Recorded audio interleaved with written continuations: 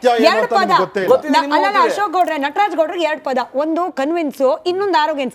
ಇದೆರಡು ಡಿಫರೆನ್ಸ್ ಗೊತ್ತಿದ್ರೆ ಇವಾಗ ಡಿ ಕೆ ಶಿವಕುಮಾರ್ ಅವ್ರ ಮಾತ್ರ ನೀವು ಸಮರ್ಥಿಸ್ಕೊಳ್ಳಲ್ಲ ಅಲ್ವಾ ವೀರಣ್ಣ ಅವರೇ? ವೀರಣ್ಣ ಅವರ ಸಮಯ ಜನರು ಕೇಳಿಸ್ಕೊಂಡಿದ್ದಾರೆ ಸರ್.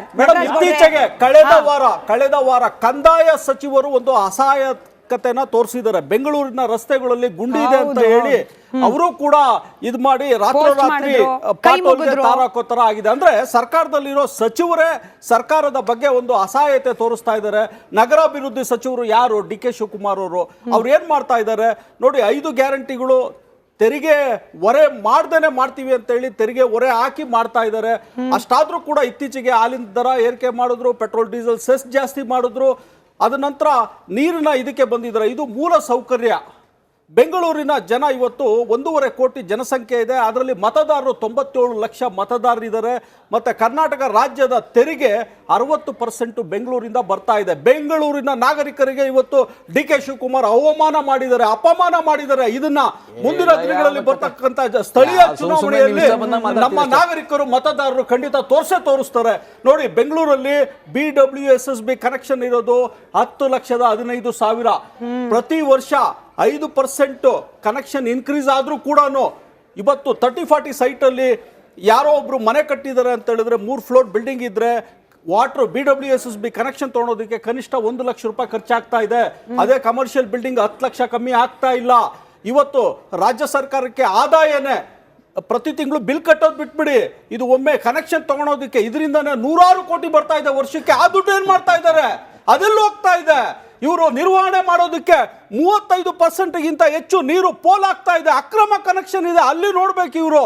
ಅಲ್ಲಿ ಸಕ್ರಮ ಆಡಳಿತ ಕೊಡಬೇಕು. ಅದು ಬಿಟ್ಬಿಟ್ಟು ಜನರಿಗೆ ಈಗಾಗಲೇ ಎಲ್ಲದೂ ಬೆಲೆ ಏರಿಕೆ ಆಗಿದೆ, ಇನ್ನೂ ಕೂಡ ಬೆಲೆ ಏರಿಕೆ ಮಾಡಲಿಕ್ಕೆ ಹೋಗ್ಬಾರ್ದು.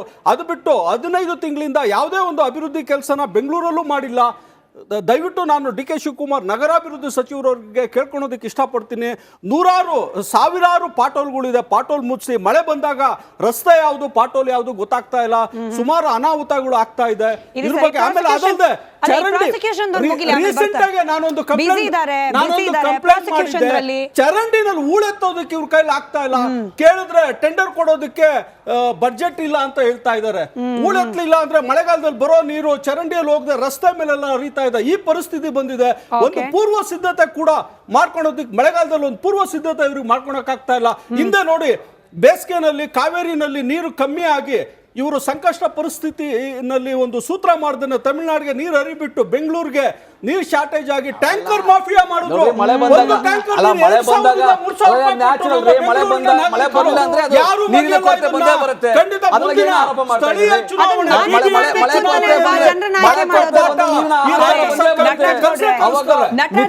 ಬಳಸೋದ ಮುಖಾಂತರ ಅವಾಗೆಲ್ಲರಿಗೂ ಅನುಕೂಲ ಮಾಡ್ಕೊಬೇಕಷ್ಟೇ. ಮಳೆ ಕಮ್ಮಿ ಆದಾಗ ಜನರಿಗೆ ತೊಂದರೆ ಆಗದೆ ಇರೋ ರೀತಿಯಲ್ಲಿ ನೀರನ್ನ ಮ್ಯಾನೇಜ್ ಮಾಡ್ಲಿ ಅಂತಾನೆ ಅಲ್ವಾ ಟ್ಯಾಂಕರ್ ನೀರ್ ಸಿಕ್ಕಿದ್ರೆ ಪುಣ್ಯವಂತರು. ಆ ಟೈಮಲ್ಲಿ ಬೆಂಗಳೂರು ಜನ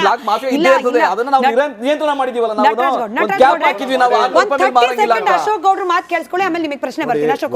ಒಂದು ನಾನು ಬಸವರಾಜ್ ಸರ್ ಯತ್ನಾಳ್ ಸರ್ಗೆ ಹೇಳಿದಕ್ಕೆ ಪ್ಲಾನರ್ ಅಂದ್ರೆ ಯಾರು ಅಂತ ಅಂದ್ಬಿಟ್ಟು ಸ್ಪೆಸಿಫೈ ಮಾಡ್ಬೇಕಿತ್ತು. ಯಾಕೆ ಅಂತಂದ್ರೆ ಪ್ಲಾನರ್ ಅಂದ್ರೆ ಅಧಿಕಾರಿಗಳಲ್ಲ, ಇಲ್ಲಿ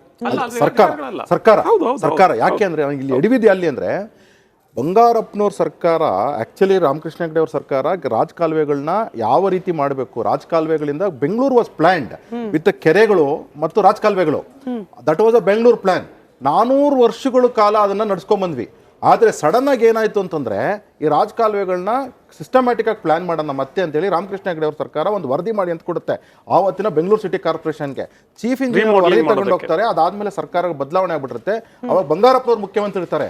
ವರದಿ ಕೊಟ್ರೆ believe me or not on record I'm saying. ಯಾಕೆಂತಂದ್ರೆ ಆ ಚೀಫ್ ಇಂಜಿನಿಯರ್ ಯಾರು ಅನ್ನೋದು ನನಗೆ ಗೊತ್ತು. ಅಂದ್ರೆ ನಮಗೆ ಅತ್ಯಂತ ಇವರಾಗಿರೋದ್ರಿಂದ ನನಗೆ ಗೊತ್ತಿದೆ ಅದು ಏನಾಗಿತ್ತು ಅಂತ ಹೇಳಿ. ಕಸದ ತೊಟ್ಟಿಗೆ ಎಸಿತಾರೆ. ಇದೇ ಡಿ ಕೆ ಶಿವಕುಮಾರ್ ಅವರು ಜೈಲ್ ಮಂತ್ರಿ ಆಗಿರ್ತಾರೆ. ಅವರು ಅದೇ ಕ್ಷೇತ್ರದವರು, ಚೀಫ್ ಇಂಜಿನಿಯರ್ ಕನಕಪುರದವರೇನೆ. ಆದ್ರೆ ಕಸದ ತೊಟ್ಟಿಗೆ ಎಸಿತಕ್ಕಂಥ ಕೆಲಸನ ಅವತ್ತು ಡಿ ಕೆ ಶಿವಕುಮಾರ್ ಮಾಡಿದ್ರಿಂದ ಇವತ್ತು ಬೆಂಗಳೂರಿಗೆ ಬರಬಾರ್ದಂತ ಸಮಸ್ಯೆ, ನೀರಿನ ಸಮಸ್ಯೆ ಬಂದಿದೆ.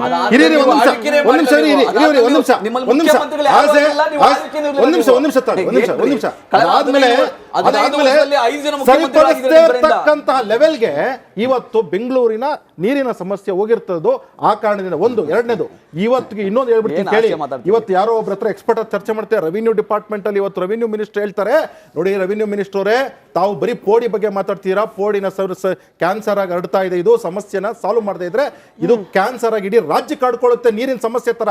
ಇದೆಲ್ಲ ಬಿಡಿ ಒಂದ್ ಕಡೆಗೆ. ನಟರಾಜ್ ಗೌಡ್ರು ಆಲ್ಟರ್ನೇಟಿವ್ ಮಾತಾಡಿ ಬೆಲೆ ಏರಿಸಬೇಡಿ ಅಂತಂದ್ರೆ ಸುತ್ತಿ ಬಳಸಿ ಅವ್ರ ಸರ್ಕಾರನ ನೀವು ಸೇವ್ ಮಾಡ್ಕೊಳಕ್ಕಾಗಲ್ಲ. ಯಾಕೆ ಅಂದ್ರೆ ನಿಮ್ಮ ಸರ್ಕಾರ ಬಂದಿದ್ದು ಏನಕ್ಕೆ? ಯತ್ನಾಳ್ ಸರ್ ಕೇಳಿದ್ರು ತಮಗೆ ಸ್ಪೆಸಿಫಿಕ್ ಆಗಿ, ತಮ್ಮ ಸರ್ಕಾರ ಬಂದಿದ್ದು ಯಾವ ಅಜೆಂಡಾದ ಮೇಲೆ ಕರ್ನಾಟಕ ಜನತೆ ತಮಗೆ 42.3% ಓಟ್ನ ಕೊಟ್ಟರು, 136 ಸೀಟ್ ಏನಕ್ಕೆ ಕೊಟ್ಟರು. ಆದ್ರೆ ಇವತ್ತು ತಾವು ಮಾಡಿರ್ತಕ್ಕಂಥ ಕೆಲಸ ಸಾಲ ಮಾಡಿ ಜನಗಳ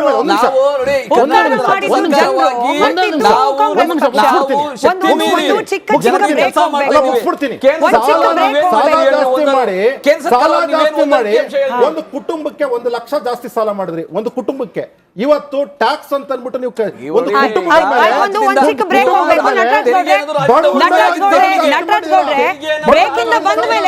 ಉತ್ತರ ರೆಡಿ ಮಾಡ್ಕೊಳ್ಳಿ ನಟರಾಜ್ ಗೌಡ್ರೆ. ಆಯ್ತು, ಅಶೋಕ್ ಗೌಡ್ರೆ ಹೇಳಿದ್ರಿ, ನಟರಾಜ್ ಗೌಡ್ರೆ ಉತ್ತರ ರೆಡಿ ಮಾಡ್ಕೊಳ್ಳಿ. ಬ್ರೇಕ್ ಇಂದ ಬಂದ್ಬಿಟ್ಟಿದ್ದೆ ನಟರಾಜ್ ಗೌಡ್ರೆ. ರೈತರು ಓಟ್ ಹಾಕಿದ್ರು, ಮಹಿಳೆಯರು ಓಟ್ ಹಾಕಿದ್ರು, ಅಂಗನವಾಡಿ ಕಾರ್ಯಕರ್ತರು ನಿಮ್ಮ ಪ್ರಣಾಳಿಕೆಯಲ್ಲೇ ಇತ್ತು. ಆಯ್ತಾ, ಅದು ಉಪಕಾರ ಮಾಡಿದ್ರು ಅವರು ಓಟ್ ಹಾಕಿ. ಒಕ್ಕಲಿಗರು ಪೆನ್ನು ಪೇಪರ್ ಕೇಳಿದ್ರಿ ಅಲ್ವಾ? ಈಗ ಒಕ್ಕಲಿಗರು, ಲಿಂಗಾಯತರು, ಬ್ರಾಹ್ಮಣರು, ದಲಿತರು, ಹಿಂದುಳಿದ ವರ್ಗದವರು ಎಲ್ಲರಿಗೂ ಸೇರಿನೇ ಜನ ಓಟ್ ಹಾಕಿರೋದು. ಎಲ್ಲರೂ ಸೇರಿ 136 ಗೆಲ್ಸಿರೋದು. ಎಲ್ಲರೂ ಗೆದ್ದಿದ್ದಾರೆ, ನಮ್ಮನ್ನು ಕೂಡ. ಅವರೆಲ್ಲರೂ ಸೇರಿ ಸರ್ಕಾರವನ್ನ ಮಾಡ್ತಾ ಇರೋದು. ಯಾವಾಗ ರೈತರಿಗೆ ಕೇಂದ್ರ ಸರ್ಕಾರ ದ್ರೋಹ ಮಾಡ್ತೋ, ರಾಜ್ಯಕ್ಕೆ ಅನ್ಯಾಯ ಮಾಡ್ತೋ, ತಾರತಮ್ಯ ಮಾಡ್ತೋ, ಅವಾಗ ನಾವು ಹೋರಾಟವನ್ನ ಮಾಡಿ ಅವರ ಬರ ಪರಿಹಾರವನ್ನ ಹೋರಾಟ ಮಾಡಿ ತಗೊಂಡು ಬಂದಿದ್ದೀವಿ. 136 ಶಾಸಕರು ದೆಹಲಿಯಲ್ಲಿ ಜಂತರ್ ಮಂತರಲ್ಲಿ ಕುಳಿತುಕೊಂಡು ಹೋರಾಟ ಮಾಡಿ ಮೋದಿ ಅವರನ್ನ ಬೆಂಡ್ ಮಾಡಿ ರಾಜ್ಯಕ್ಕೆ ಬರಬೇಕಾದ ನ್ಯಾಯವನ್ನ ಒದಗಿಸಿಕೊಟ್ಟಿದ್ದೀವಿ. ಇದು ಕಾಂಗ್ರೆಸ್ ಸರ್ಕಾರ ಮಾಡಿದ್ರು. ಡಿ.ಕೆ. ಶಿವಕುಮಾರ್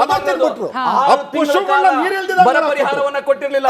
ಸುಪ್ರೀಂ ಕೋರ್ಟ್ ಹೋಗಿ ಚಾಟಿ ಬೀಸಿ ಮೋದಿ ಸರ್ಕಾರಕ್ಕೆ ಚಾಟಿ ಬೀಸಿ ರಾಜ್ಯದ ಹಕ್ಕನ್ನ ತಗೊಂಡು ಬಂದಿದ್ದೀವಿ.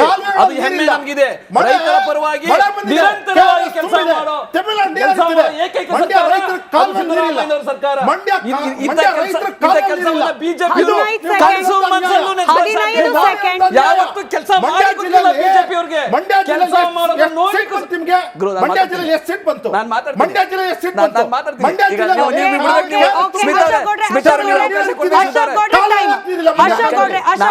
ನಾನು ಉತ್ತರ ಕೊಡ್ಲಿ. ನೀವು ಏನ್ ಗೊತ್ತಾ ಅಶೋಕ್ ಗೌಡ್ರೆ, ನೀವು ಮಾತಾಡ್ಬಿಟ್ರೆ ಅವ್ರಿಗೆ ಎಸ್ಕೇಪ್ ಆಗಕ್ ಈಸಿ ರೀ. ಉತ್ತರ ಕೊಡ್ಲಿ. ಒಕ್ಕಲಿಗರಿಗೆ ಏನ್ ಮಾಡಿದ್ರು? ಒಕ್ಕಲಿಗರಿಗೆ ಏನ್ ಮಾಡಿದ್ರು? ನಾನು ಜನರ ಪರವಾಗಿ ಕೇಳ್ತಿದ್ದೀನಿ. ಓಟ್ ಹಾಕಿದ ಒಕ್ಕಲಿಗರಿಗೆ ಏನ್ ಮಾಡಿದ್ರಿ? ಓಟ್ ಹಾಕಿದ ಮಹಿಳೆಯರಿಗೆ ಏನ್ ಮಾಡಿದ್ರಿ? ಓಟ್ ಹಾಕಿದ ರೈತರಿಗೆ ಏನ್ ಮಾಡಿದ್ರಿ? ಉಪಕಾರ ಸ್ಮರಣೆ.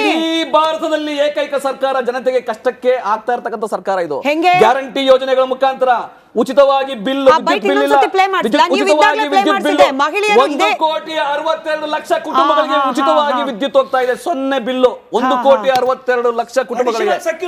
ಇಡೀ ಮಹಿಳೆಯರಿಗೆ, ರಾಜ್ಯದ ಮಹಿಳೆಯರು ಶಕ್ತಿ ಯೋಜನೆ ಮುಖಾಂತರ ಉಚಿತವಾಗಿ ಪ್ರಯಾಣ ಮಾಡ್ತಾ ಇದ್ದಾರೆ. ಗೃಹಲಕ್ಷ್ಮಿ ಮುಖಾಂತರ 1,12,00,000 ಮಹಿಳೆಯರಿಗೆ 2,000 ರೂಪಾಯಿ ಹೋಗ್ತಾ ಇದೆ. ಡಿ.ಕೆ. ಶಿವಕುಮಾರ್ ಹೇಳಿದ್ರಲ್ಲ ನಮಗೆ ಬರ್ತಿಲ್ಲ ಅಂತ. ಅವ್ರು ಯಾರು ಸರ್? ಪಕ್ಕದ ರಾಜ್ಯದವರು ಹೋಗಿದೆ. ಇವಾಗ ಯಾರು ತಾಂತ್ರಿಕವಾಗಿ 1% 2% ಮಹಿಳೆಯರಿಗೆ ಹೋಗಿಲ್ಲ. ನಾವೇ ಹೇಳ್ತಾ ಇದೀವಲ್ಲ, 1,19,00,000 ಮಹಿಳೆಯರಲ್ಲಿ 7 ಲಕ್ಷ ಮಹಿಳೆಯರಿಗೆ ಹೋಗಿರ್ಲಿಲ್ಲ. ಅವ್ರಿಗೆ ಒಟ್ಟಾಗಿ 3 ತಿಂಗಳು ಹಾಕಿದ್ದಾರೆ. ಯಾರಿಗೆ ಹೋಗಿಲ್ಲ ಅವ್ರಿಗೆಲ್ಲ ಕೂಡ ಬದ್ಧತೆ ಈ ಸರ್ಕಾರಕ್ಕಿದೆ. ಈ ತರ ಯಾವ್ದಾದ್ರು ಒಂದೇ ಒಂದು ಯೋಜನೆಯನ್ನ ಕೇಂದ್ರ ಸರ್ಕಾರ 10 ವರ್ಷಗಳಲ್ಲಿ ಕೊಟ್ಟಿದ್ಯಾ? ಇಲ್ಲ. ರಾಜ್ಯಕ್ಕೆ ಅನ್ಯಾಯ ಮಾಡೋದ್ರಲ್ಲಿ ಕೇಂದ್ರ ಸರ್ಕಾರ ನಿಸ್ಸೀಮರಾಗಿದ್ದಾರೆ, ಬಿಜೆಪಿ ಸರ್ಕಾರ ನಿಸ್ಸೀಮರಾಗಿದ್ದಾರೆ. 19 ಜನ ಸಂಸದರು ಬಿಜೆಪಿ ಸಂಸದರು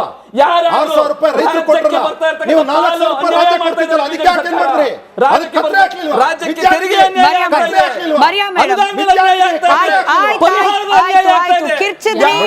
ಕಿರ್ಚಿದ್ರಿ. ಏನು ಕುತ್ರ ಕೊಡ್ಬೇಕಾಗಿತ್ತು ಅದು ಕುತ್ರ ಕೊಡ್ಲಿ. ಯಾವ್ದು ಕುತ್ರ ಕೊಡ್ಬೇಕಾಗಿತ್ತು ಅದಕ್ಕೂ ಮರಿಯಾ ಮೇಡಮ್ ನಾನು ಕೇಳ್ತೀನಿ. ಜನರು ವೋಟ್ ಹಾಕಿ 135 ಶಾಸಕರ ಬಲದೊಂದಿಗೆ ಸರ್ಕಾರವನ್ನ ರಚನೆ ಮಾಡಿದ್ದಾರೆ. 1 ವರ್ಷದ ಅವಧಿಯಲ್ಲಿ ಎಷ್ಟು ಹಗರಣಗಳು, ಎಷ್ಟು ಭ್ರಷ್ಟಾಚಾರಗಳು. ಇವತ್ತು ಮುಖ್ಯಮಂತ್ರಿಗಳು, ಉಪಮುಖ್ಯಮಂತ್ರಿಗಳು ಕೂಡ ಲೋಕಾಯುಕ್ತದಲ್ಲಿ ಇವತ್ತು ಹೋಗ್ಬಿಟ್ಟು ಅಟೆಂಡ್ ಮಾಡಿ ಬಂದಿದ್ದಾರೆ. ಅವರವರ ಪ್ರಕರಣಗಳನ್ನ ಹ್ಯಾಂಡಲ್ ಮಾಡೋದ್ರಲ್ಲೇ ಬ್ಯುಸಿ ಆಗಿರೋರು ಜನರ ಸಮಸ್ಯೆಗೆ ನಿಜವಾಗ್ಲೂ ಕೂಡ ಆ ಉಪಕಾರ ಸ್ಮರಣೆ ಅನ್ನೋದು ಸರ್ಕಾರದ ಯಾವೊಬ್ಬ ಪ್ರತಿನಿಧಿ ತೋರಿಸ್ತಿದ್ದಾನೆ ಅದು ನಿಮ್ ಗಮನಕ್ಕೆ ಬರ್ತಿದ್ರೆ ತಿಳಿಸ್ಬೇಡಿ. ಯಾವುದೇ ಒಂದು ಸರ್ಕಾರ, ರಾಜ್ಯ ಸರ್ಕಾರ ಆಗಲಿ ಕೇಂದ್ರ ಸರ್ಕಾರ ಆಗಲಿ, ಜನರಿಗೆ ಏನು ಮಾಡಬೇಕು ಅದು ಫಸ್ಟು ಅವ್ರ ರೆಸ್ಪಾನ್ಸಿಬಿಲಿಟಿ ಅದು.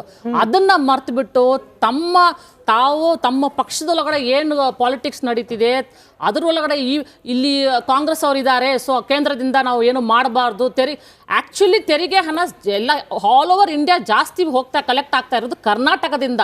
ಆದರೆ ಕರ್ನಾಟಕಕ್ಕೆ ಬರಬೇಕಾಗಿರೋ ಟ್ಯಾಕ್ಸ್ ಬೆನಿಫಿಟ್ಸ್ ಬರ್ತಾ ಇಲ್ಲ. ಎರಡನೇದು, ಇವರು ಕಾಂಗ್ರೆಸ್ನವ್ರು ಬಂದು ನಾವು ಈ 5 ಬೆನಿಫಿಟ್ಸ್ ಮೇಲೆ ಅವ್ರು ಬಂದು ಎಲೆಕ್ಷನ್ ಫೈಟ್ ಮಾಡಿದಾಗ ಹಿಂಗೆ ಬಂದರು, ಆಯಾರಾಮ್ ಗಯಾರಾಮ್ ಅಂತ ಹೇಳ್ತಾರೆ. ಬರೋವಾಗ ಹಿಂಗೆ ಬೆಂಡ್ ಮಾಡ್ಕೊಂಡು ಬರ್ತಾರೆ. ಯಾವುದೇ ರಾಜಕಾರಣ ಅಲ್ಲಿ, ಕಾಂಗ್ರೆಸ್ ಮಾತ್ರ ಅಲ್ಲ, BJP ಅವರು ಹಿಂಗೆ ಬರ್ತಾರೆ, ನಾವೆಲ್ಲಾನು ಮಾಡ್ತೀವಿ ಅಂತ. ಆದರೆ ಗೆದ್ದು ಬಿಟ್ಟ ಮೇಲೆ ಅವ್ರ ಆಟಿಟ್ಯೂಡೇ ಚೇಂಜ್ ಆಗಿಬಿಡುತ್ತೆ.